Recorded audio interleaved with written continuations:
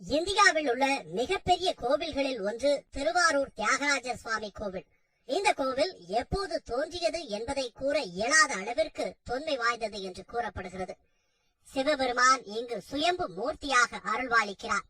9 ராஜகோபுரங்கள், 80 விமானங்கள், 12 பெரிய மதில்கள், 13 மிகப்பெரிய மண்டபங்கள், 15 தீர்த்த கிணறுகள், 3 நந்தவனங்கள், 3 பெரிய பிரகாரங்கள், 365 லிங்கங்கள், 100க்கும் மேற்பட்ட சன்னதிகள், 86 விநாயகர் சிலைகள், 24க்கும் மேற்பட்ட உள்கோயில்கள் என பிரம்மாண்டமாக விளங்குகிறது தியாகராஜர் சுவாமி கோவில். தியாகராஜ சுவாமிக்கு தினமும் அபிஷேகம் செய்யப்படுவது இல்லை. இந்திரன் பூஜித்த சிறிய மரகத லிங்கத்திற்குத்தான் காலை 8:30 மணி, 11 மணி மற்றும் இரவு 7 மணிக்கு அபிஷேகம் நடக்கும்.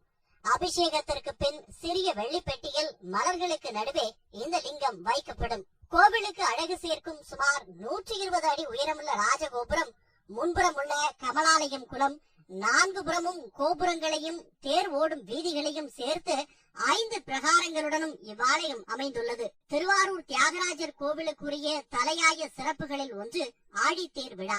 வீதி விடங்கானம் தியாகராஜர் திருவீதிகளில் தேர்மேல் எழுந்தருளும் திருவிழாவே அப்பெருவிழா. இத்தேர் 96 அடி உயரமும் 31 அடி அகலமும் 350 டன் எடையும் கொண்டதாகும். 200க்கும் மேற்பட்ட புராண கதைகளை எடுத்து கூறும் மரச்சிற்பங்கள் ஆழித்தேரில் இடம்பெற்றுள்ளன. பண்டைய தமிழர்கள் கல்லில், செப்பு தகட்டில், பானைகளில், ஓடுகளில், கல்பாறைகளில் தங்களது கலை நயத்தை வெளிப்படுத்தியுள்ளனர். அந்த வகையில் மரங்களில் பல புராண கதைகளை எடுத்து கூறும் திருவாரூர் ஆழித்தேர் மரச்சிற்பம் பக்தியுடன் பரவசத்தையும் ஏற்படுத்தும்.